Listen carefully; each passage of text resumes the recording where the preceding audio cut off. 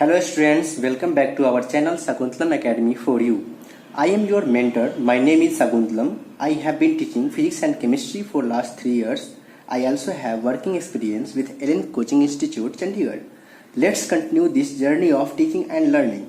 इस video tutorial को शुरू करने से पहले मैं यह बता दूं कि अगर आपने पहले का वीडियो नहीं देखा है तो पहले जाकर उन्हें देखिए सो डैट कि आपको कॉन्सेप्ट अच्छे से समझ में आए।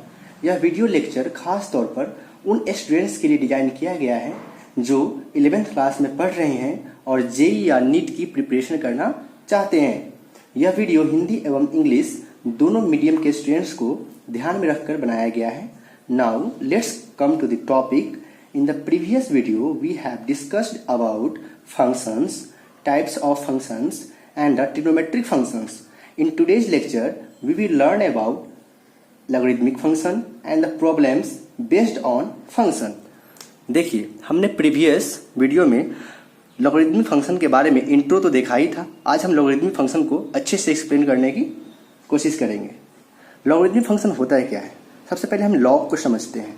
Log a to the base b, अगर ऐसा लिखा हो इसका मीनिंग होता है यह जो a है इसे हम बोलते हैं आर्गुमेंट ऑफ द लॉग।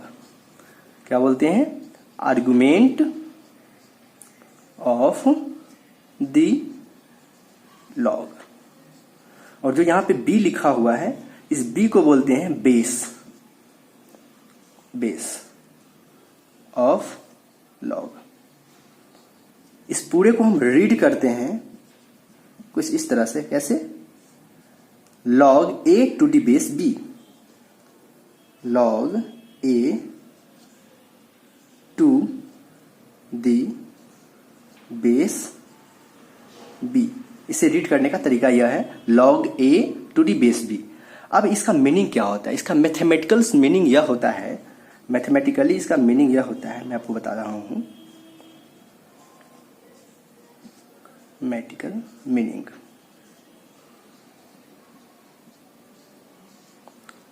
अगर कहीं पे लिखा रहे log a to the base b, इसका वैल्यू आपको कैलकुलेट करने के लिए कहा जाए, इसका मतलब आप क्या समझते हो? इसका मीनिंग यह होता है कि हम b के जो इसका बेस है b के पावर में हम ऐसा कौन सा नंबर लेंगे, b के पावर में हम ऐसा कौन सा नंबर लेंगे सो डैट कि उसका वैल्यू a के इक्वल्स हो जाए। इसका मीनिंग होता है कि b को का हम एक्सपोनेंट कितना से रेज करें सो डैट कि इस log a to the base b का वैल्यू में इसका वैल्यू जो हो सो a के बराबर आ जाए। अगर हम मान लेते हैं, सपोज करके चलते हैं, इस log a to the base b का वैल्यू है x, हमें नहीं पता है, यही x हमें फाइंड आउट करना है, तो हम कैसे निकालेंगे? इसे हम लिख सकते हैं, कैसे लिखेंगे? इसका मीनिंग हुआ कि अगर मैं b के पावर में x लूंगा, x कोई भी नंबर होगा जो अननोन है, इसका मीनिंग हुआ कि मैं बेस के पावर में यह नंबर लेता हूं जो इस लॉग का वैल्यू है, x लेता हूं, तो यह उसके आर्गुमेंट्स के इक्वल होगा। Arguments meaning a। log a to the base b equals to x, इसका मीनिंग हुआ कि b के पावर में अगर मैं x लेता हूं तो यह नंबर जो होगा सो उसके आर्गुमेंट्स के इक्वल होगा। लॉग का मैथमेटिकल मीनिंग यही है। अब देखते हैं, इसको हम एग्जाम्पल से समझने का प्रयास करते हैं। आपको इसको अच्छे से कॉपी में नोट डाउन करना है, समझना है, फिर आगे की तरफ बढ़ना है। आइए अब हम एक एग्जाम्पल से इसको समझते हैं।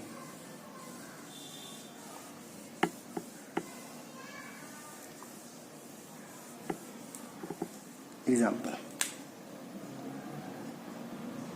अगर मैं एग्जाम्पल लेता हूं log 100 टू दी बेस 10, इसका वैल्यू आपको फाइंड आउट करना है। हमें नहीं पता है कि इसका वैल्यू कितना होगा। मैंने आपको बताया है लॉग का वैल्यू क्या होता है, हम इसके बेस में वो कौन सा नंबर ले सो डैट कि वह उसके आर्गुमेंट्स के इक्वल हो जाए। तो चूंकि यह तो एक बेसिक क्वेश्चन है, तो मैं तो बोल सकता हूं कि अगर मैं 10 के पावर में 2 लेता हूं, 10 का स्क्वायर करूंगा तो वो 100 के बराबर आ जाएगा। इसका मीनिंग यह हुआ कि मैं इसको लिख सकता हूं इस log 100 to the base 2 equals to the base 10 equals to 2। क्यों? क्योंकि अगर मैं 10 के पावर में अगर 2 लेता हूं, दैट इज अगर मैं 10 का स्क्वायर करूंगा तो वह 100 के इक्वल आ जाएगा। इसीलिए इस लॉ का वैल्यू होगा 2। चूंकि यह एक इजी क्वेश्चन था इसलिए मैंने इसको बना दिया। अगर यह कुछ कॉम्प्लेक्स क्वेश्चन हो तो मैं इसे सॉल्व करने का क्या मेथड होगा, तो हमारा मेथड कुछ इस तरह से होगा। जैसे देखते हैं, हम इसको लिखेंगे, हमें नहीं पता है ये, तो मैं इसको सपोज करके चलता हूँ, इसका वैल्यू होगा x। तो हम इसको लिखेंगे, मेरा 10 to the power x is equals to argument of the log. Argument कितना है, 100 है। चलिए अब मैं इसको हम लिख सकते हैं 10 to the power x is equals to 10 square, 100 को लिख सकते हैं। अब इस कंपेयरिंग बोथ साइड, दोनों तरफ जब मैं कंपेयर करता हूं तो मैं देखता हूं कि x के बदले में यहाँ पे वैल्यू रखा गया है 2। This implies x equals to 2। तो इस तरह से हम प्रॉब्लम्स को अप्रोच करेंगे सॉल्व करने के लिए। क्योंकि हमें मैथमेटिक्स में ज़्यादा इस पे प्रॉब्लम्स, वैरायटी ऑफ क्वेश्चंस मिलते हैं, फिजिक्स में हमें सिर्फ इनका एप्लीकेशन करना है। एप्लीकेशन में वो इजी क्वेश्चन करना पड़ता है, सो दैट हमें ज़्यादा दिमाग माथापच्ची करने की जरूरत नहीं है। फिर भी हमें कुछ प्रॉपर्टीज़ वगैरह, कुछ एग्जाम्पल्स वगैरह पढ़ना है, ताकि हम फिजिक्स में जब कभी भी इसका यूज़ करें तो हम अच्छे से उसे सॉल्व कर पाए। चलिए हम एक और एग्जाम्पल्स लेते हैं जिससे कि हमारा डिफिनीशन और अच्छे से क्लियर हो जाए। लेट हमने एक एग्जाम्पल लिया, log a to the base 2 equals to 3। अब हमें दिया गया है कि log a to the base 2 का वैल्यू 3 दिया हुआ है। हमें करना क्या है, फाइंड वैल्यू ऑफ a। आपको a का वैल्यू निकालना है। ये बेसिक क्वेश्चन है, निकाल सकते हैं, बिल्कुल निकाल सकते हैं। मैंने बोला लॉग के डेफिनेशन से, लॉग का डेफिनेशन कहता है कि बेस के पावर में हम ऐसा कौन सा नंबर ले जो उसके आर्गुमेंट्स के इक्वल हो, वही लॉग का वैल्यू होता है। तो हमें यहाँ पे लॉग का वैल्यू दिया हुआ है 3। इसका मीनिंग यह हुआ कि अगर मैं बेस के पावर में 3 लेता हूँ तो वह उसके आर्गुमेंट्स के इक्वल होगा। किसके आर्गुमेंट के, लॉग के आर्गुमेंट के इक्वल होगा। तो चलिए देखते हैं। तो हम इसको लिख सकते हैं 2 to the power 3 is equals to argument of the log, और आर्गुमेंट ऑफ द लॉग क्या दिया हुआ है, a दिया हुआ है। तो मैं इसको लिख सकता हूँ a। This implies a equals to 2 to the power 3 equals to 8। तो यहाँ से हमें a का वैल्यू आ गया 8। यह बहुत ही बेसिक क्वेश्चन था। डिफिनेशन को क्लियर करने के लिए हमने ये एग्जाम्पल्स लिया। अब हम लॉग के बारे में कुछ और स्टडी करते हैं कि लॉग कितने तरह के होते हैं, क्या है, नहीं है। चलिए देखते हैं।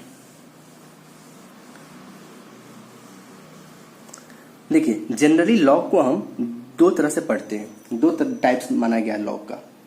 तो लिख सकते हैं हम, there are generally 2 types of log. अगर मैं मैथमेटिक्स की बात करूंगा तो वहां पे तो आप बहुत तरह से लॉग को डिफाइन कर सकते हैं, लॉग का टाइप्स ले सकते हैं। लेकिन जनरल वे में अगर मैं जनरली बात करता हूं तो लॉग के 2 टाइप्स होते हैं। कौन कौन, देखिए, लॉग, इसका वैरायटी मैंने किया 2। क्या है ये, देखिए, log 10 और एक होता है log e। अब ये क्या है, देखिए, इसका मीनिंग हुआ यहाँ पे इसका आर्गुमेंट कुछ भी हो सकता है। मतलब वह यह जो हुआ, सो log ऐसा log है जिसका बेस लिया गया है 10, और यह ऐसा log है जिसका बेस लिया गया है e। जनरली हमें यह दोनों ही ज़्यादा यूज में आते हैं। इसी को हम लोग ln भी बोलते हैं। क्या बोलते हैं, ln। तो एक होता है log base 10 whose base is 10 and log whose base is e। इसे हम लोग ln, शॉर्ट में ln भी लिखते हैं। तो मैं इसको इसका नाम होता है log विद बेस 10, और इनका होता है log with base e। Physics में हमें इनका काफ़ी यूज होता है, इसीलिए हम लोग इसको पढ़ रहे हैं। चलिए आप इन पे 1-2 छोटा एग्जाम्पल्स देखते हैं जिससे कि हमें और यह क्लियरिफाई हो जाए।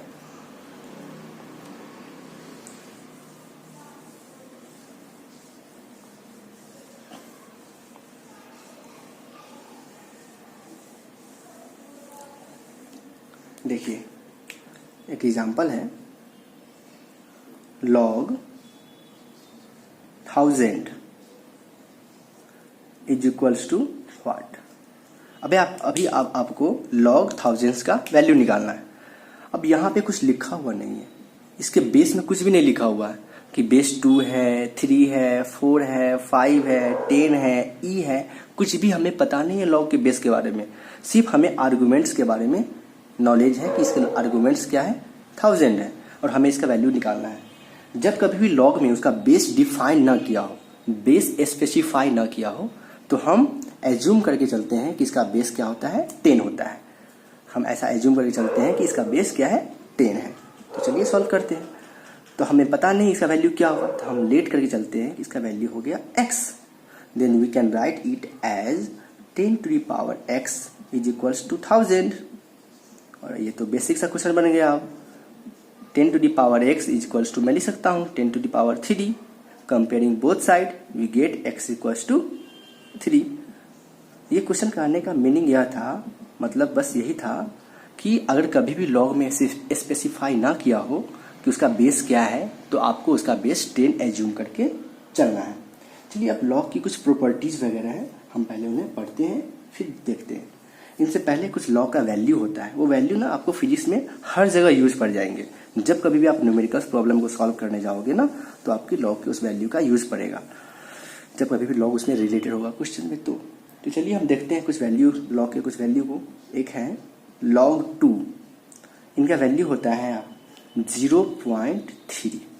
ये आपको फिजिक्स में बहुत जगह यूज पड़ने वाले हैं। log 3 इनका वैल्यू होता है, अप्रोक्सीमेट वैल्यू है ये सब जो वैल्यू है वो अप्रोक्सीमेट वैल्यू है 0.47। और एक और क्वांटिटी है log का, log 5, इनका वैल्यू होता है 0.69। तो ये सारे के सारे वैल्यू आपको बहुत ज़्यादा यूज पड़ने वाले हैं फिजिक्स में। इन सब के मदद से हम जनरली और सब क्वांटिटी का वैल्यू निकाल सकते हैं, कैलकुलेट कर सकते हैं। इनके अलावा अभी मैंने आपको बताया था कि लॉग दो तरह के हैं, एक लॉग हुज बेस इज 10 और एक होता है लॉग हुज बेस इज ई। तो जो लॉग जिसका बेस होता है ई, अगर कभी आपको कन्वर्ट करना पड़े, लॉग ई को कन्वर्ट करना पड़े लॉग 10 में, तो आप उसको कन्वर्ट कर सकते हैं एक फार्मूला से। वो फार्मूला होता है log e, log whose base is e equals to 2.303 log whose base is 10। इसको आप सिंपली लिख सकते हैं, ln से भी डिनोट कर सकते हैं। तो ln इज इक्वल्स टू, और करके लिख देता हूँ, ln is equals to 2.303 log whose base is 10। तो ये सारे चीज़ आपको फिजिक्स में या फिर केमिस्ट्री में भी आपको बहुत ज़्यादा यूज पड़ेंगे। केमिस्ट्री का भी आप न्यूमेरिकल्स प्रॉब्लम सॉल्व करोगे तब पर भी आपको ये सारे यूज पड़ने वाले हैं। तो आप इन्हें मेमोराइज करिए, अच्छे से याद रखिएगा, सो दैट कि जब क्वेश्चन में यूज पड़े तो आप इसका अप्लाई डायरेक्ट कर लो, ये ना कि अब आप खोजने लगो कि कहाँ पे लिखा हुआ है नहीं लिखा हुआ है। चलिए अब हम देखते हैं कुछ प्रॉपर्टीज ऑफ लॉग या फिर लॉगरिथमिक फार्मूला।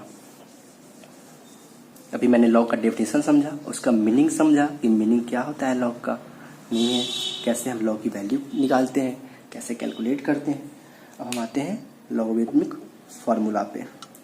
फार्मूला बोल लीजिए या आप इसको प्रॉपर्टीज ऑफ लॉग भी बोल लीजिए, प्रॉपर्टीज भी बोल सकते हैं। देखिए बेसिक प्रॉपर्टीज है, क्योंकि मैथमेटिक्स में तो बहुत सारा प्रॉपर्टीज पढ़ना है, कन्वर्ट करना, बेस एक्सचेंज करना, लेकिन हमें उतना नहीं पढ़ना है यहाँ पे। हमें यहाँ पे सिंपल सा प्रॉपर्टीज पढ़ना है।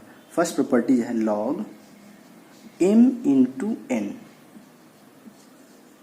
Is equals to log m plus log n। अब यह क्या है सो देखिएगा, अगर लॉग का आर्गुमेंट मल्टीप्लाई हो, लॉग का जो आर्गुमेंट है वह प्रोडक्ट टाइप रिलेशनशिप में हो या फिर मल्टीप्लाई में हो, तब उन्हें आप सेपरेट करके एडिशन के फॉर्म में, सम के फॉर्म में भी आप लिख सकते हैं। जैसे log m into n equals to log m plus log n। आखिर इस प्रॉपर्टीज को पढ़ क्यों रहे हैं? प्रॉपर्टीज को पढ़ने का मीनिंग यह होता है कि हम जब कभी भी क्वेश्चन को सॉल्व करें ना, उसको सिंप्लीफाई करने में आसानी होती है। कभी आपको इनका जरूरत पड़ जाएगा सिंप्लीफाई करने के लिए, कभी आपको इनका यूज करके आपको इनका यूज पड़ जाएगा, इसलिए हम इन्हें पढ़ते हैं कि प्रॉपर्टीज की हेल्प से हमें लॉ को सिंप्लीफाई करना आसानी हो आती है। इसीलिए हम प्रॉपर्टीज को पढ़ते हैं, फॉर्मूला को पढ़ते हैं। इससे हमारा ना आंसर ना थोड़ा सा फास्टली आता है, क्विक कैलकुलेशन हो आते हैं। जैसे देखते हैं log 15, अगर आपको निकालना हो log 15 का वैल्यू, आपको log 15 का वैल्यू तो हमने याद कराया ही नहीं, पता तो है ही नहीं।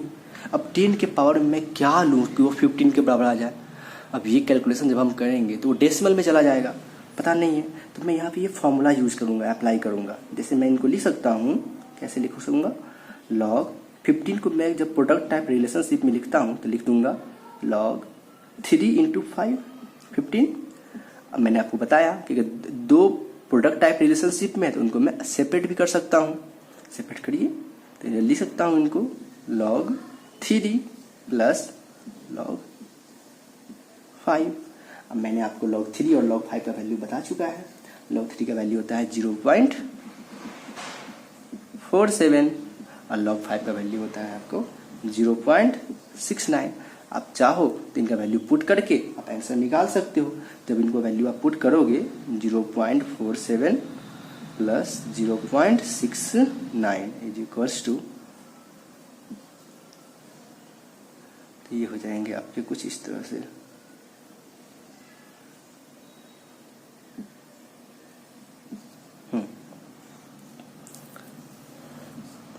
तो 1.16 आ जाएंगे आपको। चलिए, तो सिंपल सा बात है, हमें क्या किया, बस उस प्रॉपर्टीज का यूज करके हम निकाल सकते हैं। ये था प्रॉपर्टीज नंबर 1 कि जब आपका लॉग का आर्गुमेंट प्रोडक्ट टाइप रिलेशनशिप में होगा तो आप क्या कर सकते हैं, उनको सिंपली निकाल सकते हैं। चलिए, अब हम आते हैं सेकेंड नंबर प्रॉपर्टीज पे। सेकेंड नंबर प्रॉपर्टीज क्या कह रहा है वो देखते हैं। आपको इसको अच्छे से कॉपी में नोट डाउन करना है और सारे को प्रैक्टिस करना है सो दैट कि आपका यह अपना हो जाए, क्योंकि जब मैं पढ़ाता हूँ तो वह मेरा होता है। जब तक आप इसको प्रैक्टिस ना करोगे तब तक वो आपका अपना नहीं होगा। तो प्रैक्टिस कैसे करना है, कॉपी में नोट डाउन करके प्रैक्टिस करना है। log m/n। अब मैं इनका वैल्यू कैसे, इनका प्रॉपर्टीज कहता है अगर कोई डिवीजन के फॉर्म में हो, इस टाइप के फॉर्म में हो, तो मैं उनको लिख सकता हूँ log m minus of log n। Product type relationship में तो प्लस, डिवीजन बाई है तो इनको माइनस के फॉर्म में लिख सकते हैं। तो ये हुआ प्रॉपर्टीज नंबर सेकेंड। अब मैं आता हूँ प्रॉपर्टीज नंबर थर्ड पे। प्रॉपर्टीज नंबर थर्ड देखिए, ये होता है log, अगर आर्गुमेंट के पावर में कोई नंबर हो, जैसे मान लेते log का आर्गुमेंट है m और इनका पावर है n, तो मैं कैसे लिखूंगा इनको, मैं लिख सकता हूँ।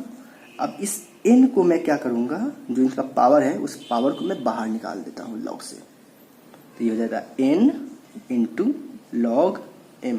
मैं इसको ऐसे ही याद रखता हूँ कि पावर में कोई नंबर हो तो उस नंबर को मैं बाहर निकाल लूंगा, तो n log m, तो उस n से मल्टीप्लाई हो जाएगा, तो n log m। यह प्रॉपर्टीज है। जैसे कि अगर मान लेते हैं कि एग्जाम्पल से इसको समझते हैं। आपको कोई कहे कि चलिए हमें log 27 का वैल्यू बताइए, तो log 27 का वैल्यू कैसे निकालते हैं आप। log का 27 का वैल्यू तो आपको पता नहीं है, निकालना भी एक डिफिकल्ट वर्क है। डिफिकल्ट इसलिए है क्योंकि 10 के पावर में ऐसा कौन सा नंबर लूंगा कि वह 27 के इक्वल होगा, काफ़ी डिफिकल्ट हो जाएगा। लेकिन एक उपाय है हमारे पास, वो उपाय ये है कि मैं इस 27 को लिख सकता हूँ 3 इंटू 3 इंटू 3, डैट इज 3 का क्यूब। मैं बोलूँगा या ऑफकोर्स वाई नॉट। तो 3 का पावर मैंने 3 लिख लिया। अब मैं क्या करूँगा, अब यह देख रहे हैं कि यह log के पावर में आ गया, तो पावर वाला जो है उसको मैं बाहर लिख लेता हूँ, तो ये हो जाएगा 3 log 3। और log 3 का वैल्यू तो आपको पता है ही 0.47। तो इस तरह से आप करके कैलकुलेट करके निकाल सकते हो वैल्यू। अगर कभी ऐसा यूज़ पड़े हमें क्वेश्चन में तो हम इस तरह से सॉल्व कर सकते हैं। चलिए अब हम आगे देखते हैं कुछ लॉग की प्रॉपर्टीज़ को।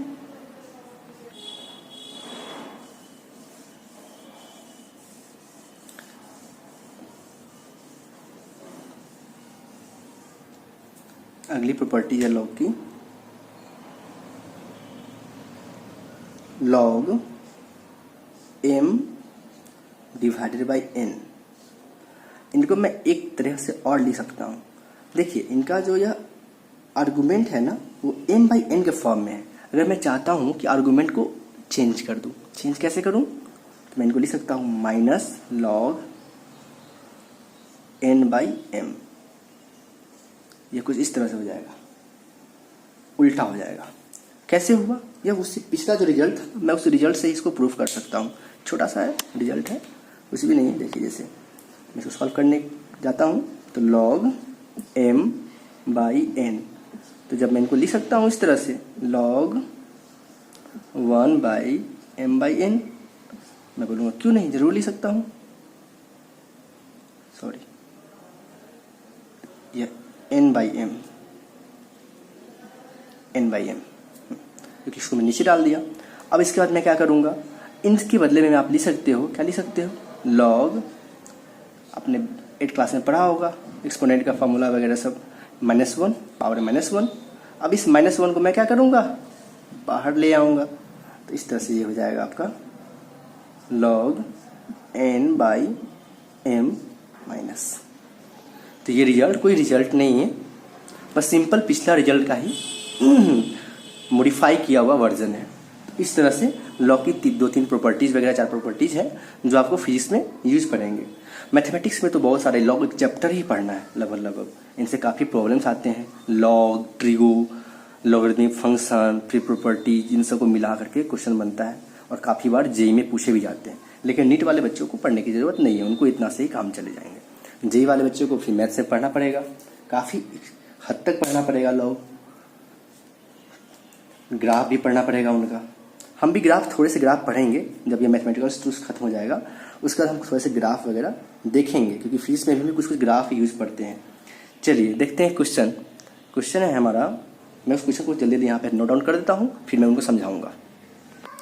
अब इस प्रॉब्लम को हम देखते हैं। क्वेश्चन कह रहा है f of x is equals to log x³, यह दिया हुआ क्वेश्चन में, and g of x is equals to log x। इसका मीनिंग हुआ कि फंक्शन दिया हुआ है, कितने फंक्शन, 2 फंक्शन है। एक फंक्शन है जिसका नाम है f ऑफ x, f, और दूसरा फंक्शन जिसका नाम है g। 2 फंक्शन है, f function and g function है। f का जो इनपुट है वो x पे डिपेंड कर रहा है, और g का जो है वो भी x पे डिपेंड कर रहा है। चलिए, और इनको डिफाइन किया गया कुछ इस तरह से, f(x) equals to log x³ and gx equals to log x, which of the following statement is are true. Simple है, सॉल्व करने की कोशिश करते हैं। देखिए, पहले आपको ये ट्राई करना है खुद से, थोड़ा समय लीजिए, ट्राई कीजिए, फिर उसके बाद आप इनका सॉल्यूशन देखेंगे। इससे क्या होगा ना कि आपका खुद का अपना थॉट डेवलप होगा, आप खुद से एनालाइज करोगे प्रॉब्लम को। जब तक आपका खुद का सेल्फ इवेल्युएशन नहीं होगा, तब तक आप खुद से क्वेश्चन को सॉल्व नहीं कर सकते हो। ये नहीं कि आप सॉल्यूशन देख लें, सिंपल है, कुछ नहीं है। देखिए, क्वेश्चन में लिखा हुआ है f(x) is equals to log x³। मैंने आपको बताया था, क्या बताया था, प्रॉपर्टीज ऑफ लॉग में, अगर लॉग के आर्गुमेंट के पावर में कोई नंबर हो तो हम क्या करते हैं, इस नंबर को हम डायरेक्ट लॉग से बाहर कर देते हैं। आइए भाई साहब, आप बाहर हो जाइए।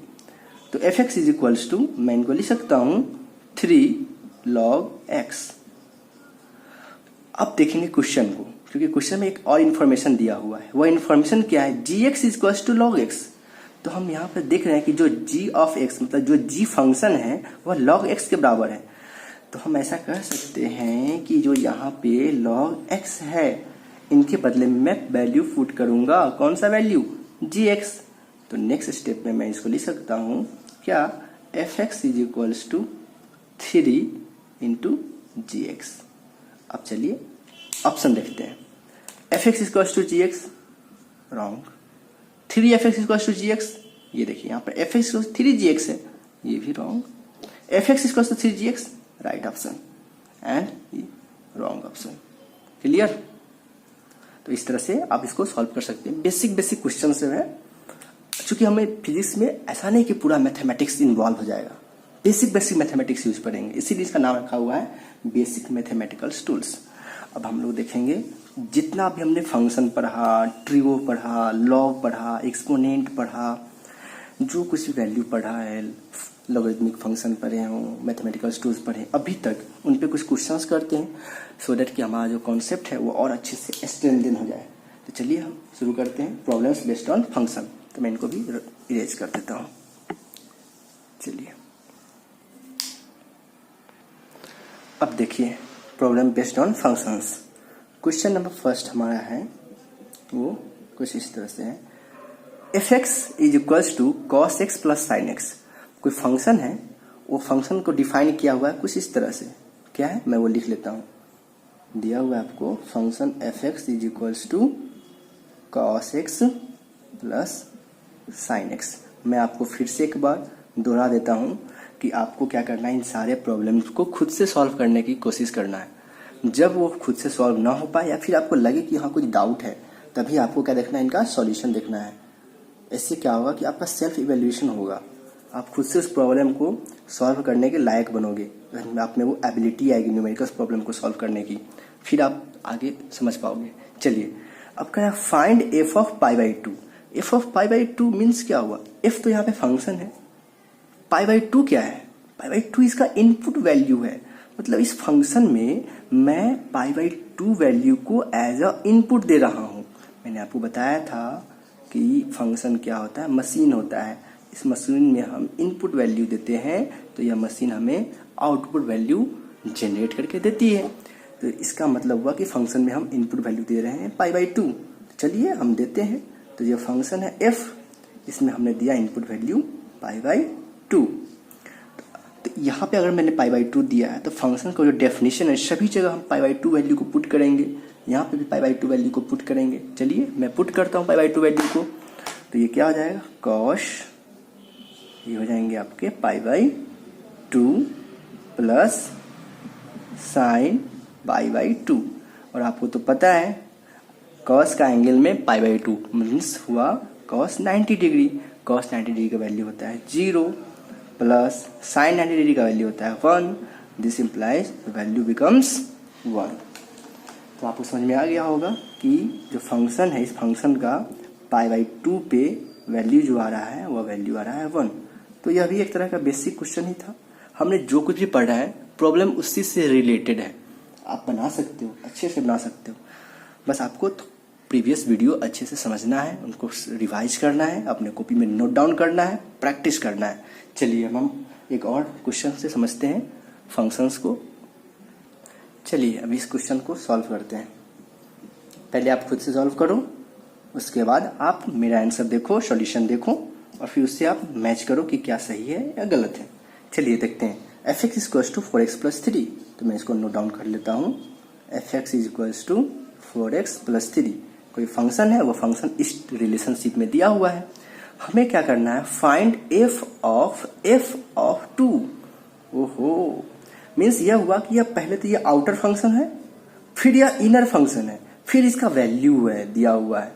तो इसको हम कैसे करेंगे, स्टेप बाय स्टेप करेंगे। बेबी स्टेप क्या कहता है, पहले हम कैलकुलेट करते हैं F of two. Baby step में जानते हो क्या होता है, बेबी स्टेप में ये होता है किसी बच्चा को आप देखे होंगे, पहले वह लुढ़कता है, फिर वह खड़ा होने का सीखता है, फिर वह गिरता है, फिर वह पहला कदम बढ़ाता है, फिर वह 2 कदम, फिर 3 कदम, फिर 4 कदम, फिर वह चलना सीखता है, और उसके बाद वो क्या करता है, दौड़ना शुरू करता है। तो क्या ये सारा एक ही दिन में होता है?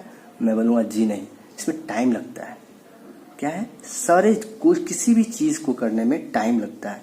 ऐसा नहीं कि मैं एक ही दिन में सीख गया, या कोई भी एक ही दिन में सीख जाएगा। कोई भी स्टूडेंट तेज या कमज़ोर नहीं होता है, वो उसकी प्रैक्टिस होती है। प्रैक्टिस उसे इंटेलिजेंट या वीक स्टूडेंट या पूरे स्टूडेंट बनाता है। आप भी प्रैक्टिस करो, आप भी एक दिन स्टूडेंट बन जाओगे, अच्छे इंटेलिजेंट स्टूडेंट बन जाओगे। चलिए मैं देखता हूँ। तो सबसे पहले मैं निकालता हूँ फंक्शन की वैल्यू, कहाँ पे, 2 पे।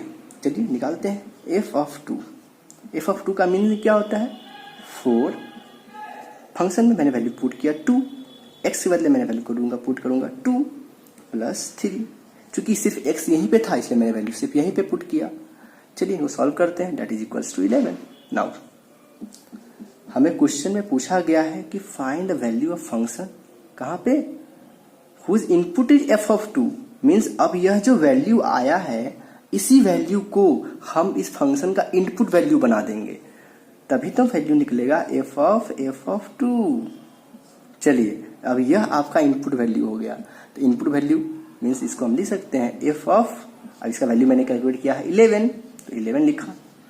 और एफ ऑफ 11 की मीनिंग यह हुआ कि मैंने फंक्शन में इनपुट वैल्यू दिया 11 को। तो चलिए मैं यहाँ पे 11 पुट करता हूँ। तो 4 into 11 plus 3 that is equals to 44 plus 3 47। No, तो इस तरह से हम समझे फंक्शन को। ये सब सारा फंक्शन का डेफिनेशन ही है जो मैंने पहले पढ़ा चुका है आप लोगों को। तो ये हमारा इसका रिजल्ट आया। चलिए एक और क्वेश्चन देखते हैं, इससे हमारा कॉन्सेप्ट और स्ट्रेंथन होगा। अब हमारे पास यह क्वेश्चन है, यह एक ट्रिग्नोमेट्रिक क्वेश्चन है। कैसे, ट्रिगो इसमें इन्वॉल्व है। tan 15 degree is equivalent to. अब आप सोचो कोई कि मैं टेबल देख करके इसका वैल्यू निकालता हूँ, तो टेबल में इसका वैल्यू दिया ही नहीं हुआ है। हमें 30 डिग्री का वैल्यू पता है, 45 डिग्री का वैल्यू पता है, 60 डिग्री का वैल्यू पता है, बट हमें 10-15 डिग्री का वैल्यू नहीं पता है। तो चलिए हम निकालते हैं। मैंने आपको पिछला दिन कुछ ट्रिग्नोमेट्रिक फार्मूलाज वगैरह को क्या किया था, समराइज करके लिख दिया था। मैं बोला था कि आप उनको रिवाइज कर लो, याद कर लो, सो दैट कि आगे जब यूज़ पड़ेगा तो मैं उनका यूज़ करूँगा। चलिए 10-15 डिग्री है। 15 डिग्री को आप लिख सकते हो, क्या लिख सकते हो, 10-45 degree minus of 30 degree. Yes और नो? यस। इनका दोनों का डिफरेंस लेंगे तो वो इनके इक्वल आ जाएगा, बोलूँगा या। अब हम इनको ऐसा क्यों लिखे हैं, इनको ऐसा लिखने के पीछे कुछ ना कुछ तो लॉजिक होगा, हम वो लॉजिक समझेंगे। चलिए पहले हम ये समझते हैं। आप बोलोगे कि जरूरी है कि मैं इनको 45 डिग्री माइनस 30 डिग्री लिखूंगा। मैं बोलूँगा ऐसा बिल्कुल भी जरूरी नहीं है। आप चाहो तो इनको 60 डिग्री माइनस 45 डिग्री भी लिख सकते हो। ये टोटली आप पे डिपेंड कर रहा है, आप कुछ भी ले सकते हो। मेरा मर्जी ये क्या, इसलिए मैं ये ले लिया हूँ। आपका मर्जी करेगा ये लेने का, आप ये ले सकते हो। ये टोटली आप पे डिपेंड करता है कि आप किस तरह से उसको लिखना चाहते हो। चलिए अगर मैं इसको इस तरह से लिखता हूँ तो मैंने आपको बताया था tan a माइनस बी का फॉर्मूला। पिछला दिन आप देखोगे कॉपी उल्टा करके तो आपको पता चलेगा। tan a माइनस बी का फॉर्मूला होता है tan a minus tan b divided by 1 plus tan a into tan b। तो यहाँ पर tan a के बदले में 45 डिग्री, tan 45 डिग्री माइनस करेंगे tan b को, tan b के बदले में 30 डिग्री, तो tan 30 डिग्री डिवाइड करेंगे 1 प्लस, ट्रिग्नोमेट्रिक फार्मूला है, याद नहीं करोगे फिर क्वेश्चन तो सॉल्व होने से दूर की बात है। 1 plus tan a into tan b, tan 45 degree into tan 30 degree. चलिए अब इनका वैल्यू तो हमें पता है, हम ऐसा क्यों लिखे, क्योंकि हमें इनका 45 डिग्री का वैल्यू पता है, 30 डिग्री का वैल्यू पता है, 60 डिग्री का वैल्यू पता है, 45 डिग्री का वैल्यू पता है। तो हम उस क्वांटिटी के टर्म में लिखेंगे जिनका वैल्यू हमें क्या हो, नोन हो। चलिए अब देखते हैं tan 45 डिग्री का वैल्यू क्या होता है, 1 माइनस tan 30 डिग्री का वैल्यू क्या होता है, 1/√3। वैल्यू पुट किए, सिंपल। 1 प्लस फिर वैल्यू पुट करेंगे 1 इंटू फिर वैल्यू पुट करेंगे 1/√3। √3 हो जाएगा, √3 ऊपर में और √3 नीचे में। जब मैं सारा प्रोसेस करूंगा तो कैंसिल आउट हो जाएंगे, तो ये हो जाएंगे √3 माइनस 1, जाएंगे √3 माइनस 1 डिवाइडेड बाई नीचे में जाएगा √3 प्लस 1 और √3 प्लस 1। अब देखिए ऑप्शन में कहीं भी √3 माइनस 1 √3 प्लस 1 है, नहीं है। तो क्या मैं इनको क्या करूंगा, आपने 9th क्लास में पढ़ा होगा रेशनलाइजेशन। रेशनलाइजेशन करिए, इसको रेशनलाइज करेंगे तो ये क्या होगा, √3 माइनस 1 से हमको ऊपर नीचे मल्टीप्लाई करना पड़ेगा। तो √3 माइनस 1 से मल्टीप्लाई करेंगे और √3 माइनस 1 से डिवाइड भी कर दिए। तो चलिए अब मैं देखिए a minus B, a minus B, तो मैं इसको लिख सकता हूँ इनका होल स्क्वायर। जब इनका मैं होल स्क्वायर करूंगा लिख सकता हूँ √3 माइनस 1 का whole square divided by a plus B into a minus B, that is equals हो जाएगा a square minus B square. तो √3 का स्क्वायर करेंगे तो क्या आ जाएगा, यहाँ पे हो जाएगा आपका 3 और 1 का करेंगे तो 1 ही रहेगा। तो नीचे में ये वैल्यू हो जाएंगे 2 और ऊपर वाले को मैं भी सॉल्व करता हूँ। तो इनको सॉल्व करते हैं तो जाएगा 3 minus of 2√3 plus 1 divided by 2। अब मैं 2 कॉमन लेके काट दूंगा ऊपर से नीचे, तो ये 2 कॉमन लेके काटूंगा तो जाएगा क्या 3 प्लस 1 4 में से 2 कॉमन लेंगे तो 2 और यहाँ से 2 लेंगे तो कट जाएगा, तो जाएगा √3, तो 2 माइनस √3। तो मेरा आंसर क्या आया, 2 माइनस √3 आंसर आया। अब देखेंगे कि क्या ऑप्शन में 2 माइनस √3 है, मैं बोलूँगा जी हाँ फर्स्ट ऑप्शन 2 माइनस √3। तो ये हमारा आंसर आ गया। तो इस तरह से हम सॉल्व करते हैं। अगर मुझे नहीं पता था फिर भी मैंने क्या किया, उनको रिजॉल्व करके लिख दिया कि हाँ मैं इनको इस तरह से लिख सकता हूँ, इस तरह से मैं सॉल्व कर सकता हूँ। तो सब प्रैक्टिस करोगे तो ये एबिलिटी खुद आ जाएगी। चलिए अब नेक्स्ट क्वेश्चन देखते हैं फंक्शन से रिलेटेड। अब इस क्वेश्चन को हम सॉल्व करते हैं। देखिए क्या है question, sine square theta is equivalent to. अब आपको ये सारा ऑप्शन दिया हुआ है। अब इस ऑप्शन को हम कैसे सोचेंगे, कैसे अटेम्प्ट का मेरा प्रोसेस क्या, लॉजिक क्या है। लॉजिक कुछ ऐसा देख रहे हैं, cos 2 theta cos 2 theta cos 2 theta cos theta. यहाँ पे मैंने देखा है कि इसका जो एंगल है वो थीटा है, बट यहाँ पे जो एंगल है वो 2 थीटा है। मैंने आपको बताया था double angle single angle formula, याद कीजिए। तो चलिए हम देखते हैं cos 2 थीटा वाला जो फार्मूला था वो हम देखते हैं कि क्या था। तो हम देखते हैं cos 2 थीटा इक्वल्स टू, मैंने आपको बताया था 2 cos स्क्वायर थीटा -1। एक फार्मूला तो ये होता है। इनका एक और फार्मूला होता है, इक्विवेलेंट होते हैं 1 - 2 साइन स्क्वायर थीटा। एक और वैल्यू होता है, वो होता है cos square theta minus sign square theta. अब आपको इसमें देखना है कि आपको कौन सा रिजल्ट यूज कर रहा है। तो चूंकि यहाँ पे साइन स्क्वायर है और cos इन्वॉल्वमेंट है cos का, तो ये साइन का इन्वॉल्वमेंट इसमें है और cos का इन्वॉल्वमेंट इनमें है। तो हम इस दोनों को अप्लाई करते हैं। तो चलिए देखते हैं। तो हम लिख सकते हैं cos 2 theta is equals to, इसको और इसको अप्लाई करेंगे 1 - 2 साइन स्क्वायर थीटा। अब इनको सॉल्व कीजिए। हमें निकालना है साइन स्क्वायर थीटा का वैल्यू। मैं इसको ले आऊँगा इस साइड और इनको ले जाऊँगा इस साइड, तो ये हो जाएगा 2 sine square theta is equals to 1 - cos 2 थीटा। अब मैं इस 2 से यहाँ पे क्या करूँगा, डिवाइड कर दूंगा, डेट इज इक्वल्स टू, नीचे में 2 आ गया, तो sine square theta is equals to जाएगा 1 - cos 2 थीटा डिवाइडेड बाई 2। तो 1 - cos 2 theta divided by 2, option number C. इसीलिए मैं आपको बोलता हूँ कि फॉर्मूलाज वगैरह को याद रखो। याद रखने से क्या होता है, हमारा क्वेश्चन जो प्रैक्टिस होता है ना, क्वेश्चन जो सॉल्व करने जाते हैं ना, उसमें टाइम बहुत कम लगता है, बहुत कम लगता है। और हमें सोचने का भी ना एक एबिलिटी आती है। मैंने कैसे इसको सोचा, यहाँ पे एंगल थीटा का टर्म में, यहाँ पे एंगल 2 थीटा का टर्म में, तो हमें इसको कन्वर्ट करना पड़ेगा। अब इसको मैं ऐसे भी समझ सकते थे, क्या यहाँ पे पावर ज़्यादा है, यहाँ पे पावर कम है, तो इसको हम बोल सकते हैं कि पावर रिडक्शन फार्मूला के रूप में भी इसको यूज कर सकते हैं। ऐसे भी जैसा कि angle, double angle, single angle तरह से भी याद रख सकते हैं। तो वो अपना थॉट डेवलप करना है कि हम कैसे प्रॉब्लम को फेस करें, कैसे उसको अटेम्प्ट करें। ये नहीं कि बस मिला आप सॉल्व करना शुरू कर दिए, वैसे में आप सॉल्व नहीं कर पाओगे। थोड़ा क्वेश्चन को देखो, अंडरस्टैंड करो, उसकी वीक पॉइंट को पकड़ो कि वीक पॉइंट क्या है, फिर आप सॉल्व करो। ठीक है जी, ओके। चलिए अब नेक्स्ट क्वेश्चन की तरफ हम देखते हैं। अब देखिए हम इस क्वेश्चन को कैसे सॉल्व करेंगे। क्वेश्चन है sine A into sine A plus B is equal to, जो सिंपल सा क्वेश्चन है, फॉर्मूला यूज करने वाला है, सॉल्व हो जाएगा। चलिए पहले मैं इनको लिख लेता हूँ क्या है ये। इसको मैं लिखूंगा sign A into sign, angle में इसका है ए प्लस बी। सब जगह क्या देख रहे हैं, कहीं पे भी हमको एंगल में ए प्लस बी, ए प्लस बी, ए प्लस बी कहीं भी नहीं दिख रहा है। दिख रहा है, नहीं दिख रहा है। इसका मतलब क्या है कि हमको इसको अलग अलग करने की जरूरत है। मैं ऐसे समझता हूँ क्वेश्चन को। चलिए करते हैं। तो मैं इनको लिख सकता हूँ साइन ए इंटू, अभी मैं फॉर्मूला यूज करूंगा साइन ए प्लस बी का। फॉर्मूला आपको मैं मान के चलता हूँ कि आपने याद किया होगा। अगर आपने नहीं याद किया है तो आप जल्द से जल्द याद कर लीजिए। साइन ए प्लस बी का फॉर्मूला होता है sine A cos B plus cos A sine B. Use कीजिए sine A into cos B plus cos A into sine B. मैंने फॉर्मूला का यूज किया। चलिए नेक्स्ट स्टेप में मल्टीप्लाई करेंगे।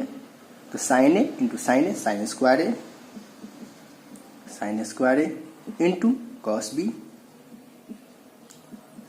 अब मैं इनको इनके साथ मल्टीप्लाई करता हूं, तो साइन ए और यहाँ पे कॉस ए और साइन बी, तो हो जाएगा आपका sign A cos A sine B.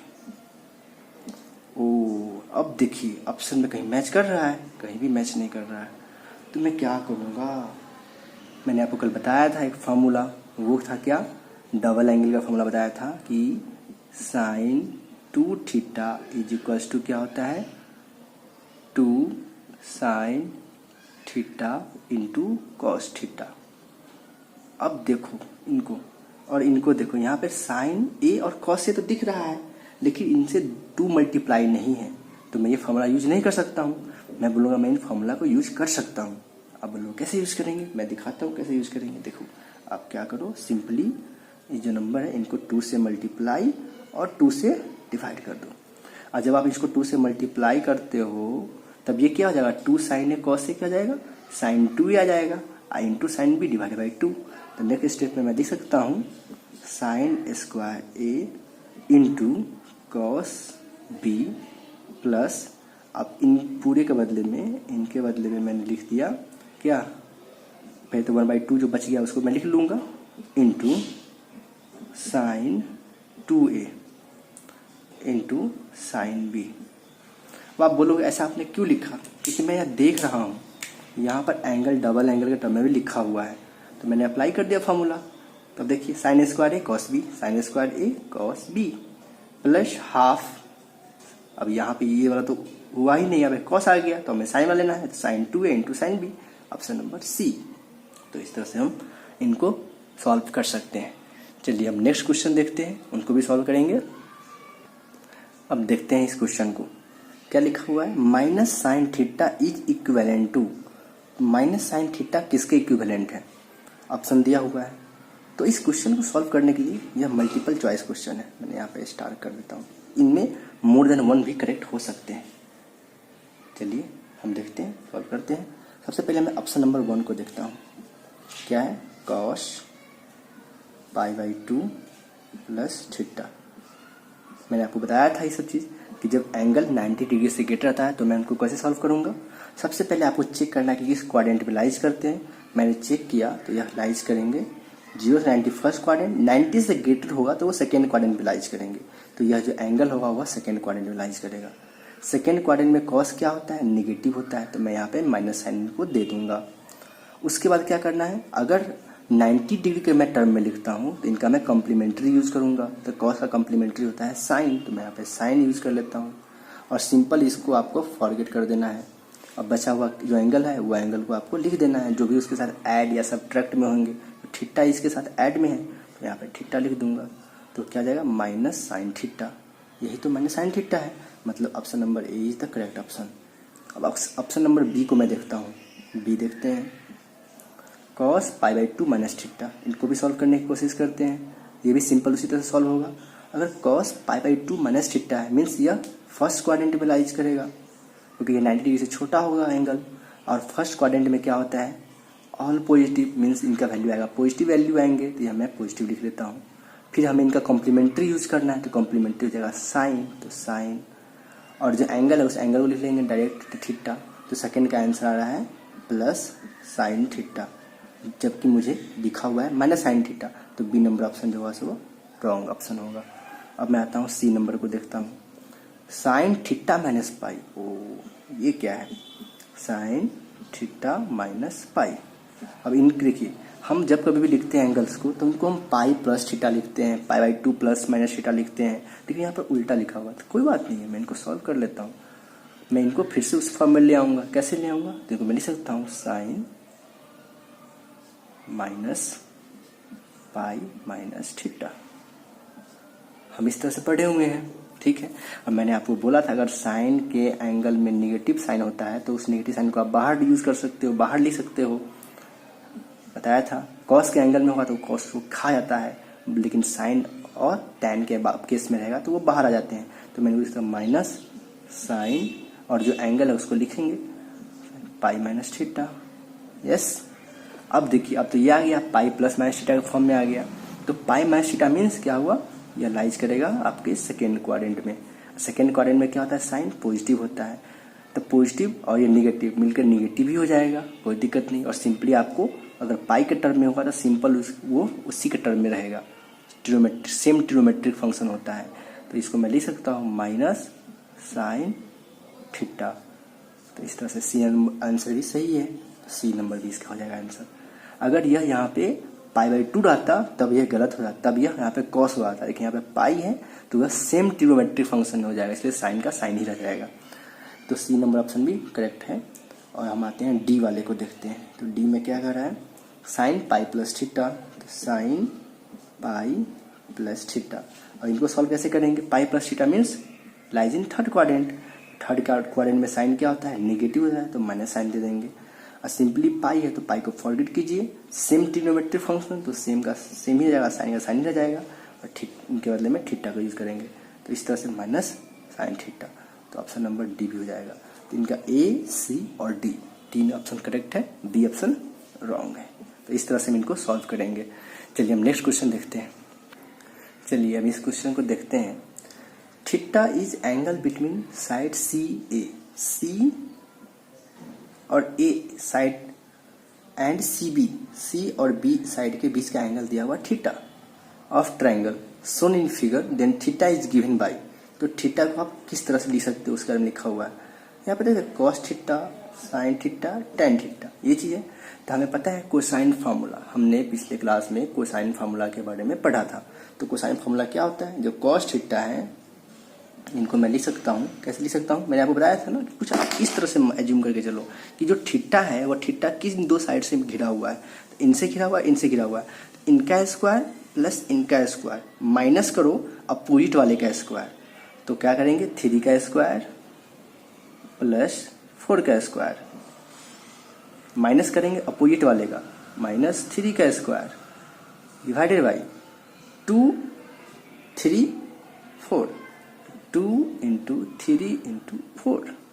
तो यहाँ से क्या हो जाएगा, ये और ये वैल्यू सीधा कट जाएगा, तो हो जाएगा 4 का स्क्वायर 16 डिवाइडेड बाई 24 इंटू मैं सॉल्व करूँगा तो हो जाएगा 2/3। तो कॉस थीटा इक्वल्स टू 2/3, ये मेरा वैल्यू फर्स्ट नंबर आंसर आ गया।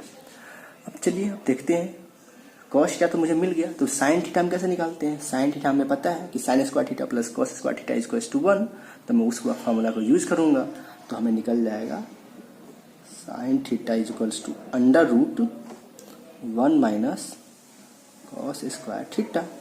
यहाँ से वैल्यू पुट कीजिए, 1 माइनस कॉस का वैल्यू क्या है 2/3 है, कॉस थीटा का वैल्यू 2/3 है, इनका स्क्वायर करेंगे तो 4/9, 4/9 आया, इनको सॉल्व करेंगे तो 9 4 जाएगा तो 5/9 दैट इज इक्वल्स टू √5/3, √5/3, ये भी ऑप्शन सही है।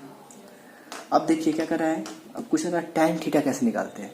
तो sine theta upon cos theta equals to tan theta होता है, हमें पता है, तो वैल्यू पुट करेंगे √5/3 डिवाइडेड बाई 2/3, तो 3 और 3 कैंसिल आउट हो जाएंगे, तो आ जाएंगे क्या tan theta is equals to √5 ऊपर में बच जाएगा, √5 डिवाइडेड बाई नीचे में क्या बच जाएगा 3 कैंसिल आउट, तो हो जाएगा 2, तो √5/2। तो ये ऑप्शन नंबर सी भी सही है, ये ऑप्शन नंबर डी जो है सो आपका रॉन्ग ऑप्शन है। तो इस तरह से हम प्रॉब्लम को क्या कर सकते हैं, अटैम्प्ट कर सकते हैं। तो गाइस आज की क्लास के लिए इतना ही, क्योंकि मेरी आवाज़ जो है सो आज बैठी हुई है। तो नेक्स्ट क्लास में हम यहाँ से आगे कंटिन्यू करेंगे। आज हमने डिफ्रेंशिएशन शुरू नहीं किया है, नेक्स्ट क्लास में हम डिफ्रेंशिएशन शुरू करेंगे और उसके बाद हम देखेंगे डिफ्रेंशिएशन का हम फिजिक्स में कहाँ कहाँ यूज करते हैं। तो आज के क्लास तक जो भी कुछ हमने यूज किया वो कहीं ना कहीं मेरा 10th क्लास का ही अपग्रेडेड वर्जन था, 10th क्लास का ही थोड़ा सा एडवांस लेवल क्वेश्चन कर सकते हैं, या फिर हमारा जो लेवल था वो 10 तक था। तो हम क्या करेंगे, देखिए पहले हमने यहाँ 10 तक कवर किया, अब मैं यहाँ से ऊपर की स्टेप बढ़ूंगा, फिर डिफ्रेंशिएशन, फिर आएंगे हमारे इंटीग्रेशन, और इनके बाद हम क्या करेंगे अपना फिजिक्स स्टार्ट करेंगे। क्योंकि ये जो स्टेप है, अभी मैंने जो स्टेप ये वाला कंप्लीट किया, यहाँ से आपका फिजिक्स का कुछ कुछ प्रॉब्लम दिखना शुरू हो जाएगा, और फिर उसके ऊपर से फिजिक्स का प्रॉब्लम और अच्छे से दिखने लगेंगे। जब हम फिजिक्स का चैप्टर पढ़ेंगे तो हमें इनका हर जगह पे यूज पड़ेगा। तो थैंक यू, आज के लिए इतना ही, तब तक के लिए नमस्कार। मिलते हैं फिर नेक्स्ट वीडियो में। गाइज वन मोर थिंग, आप इनको शेयर कीजिए अपने दोस्तों के बीच में। अगर आपको यह वीडियो हेल्पफुल लग रहा है तो हमें कमेंट करके बताइए, कुछ इसमें आपको सजेशन देना हो कि हाँ सर स्पीड आपका स्लो है, आवाज़ सही से नहीं आ रही है। मेरे पास जो रिसोर्सेज जितने भी अवेलेबल है उनके बेसिस पे मैं कोशिश कर रहा हूँ कि मैं आपको अच्छे से पढ़ा पाऊँ। और सब्सक्राइब कीजिए हमारे चैनल को, अगर आप चाहते हैं इसी तरह से पढ़ना तो आपके पास मेरी नोटिफिकेशन जाएगी, आप वीडियो को देख पाओगे। तो guys like share and subscribe कीजिए। Okay, thank you.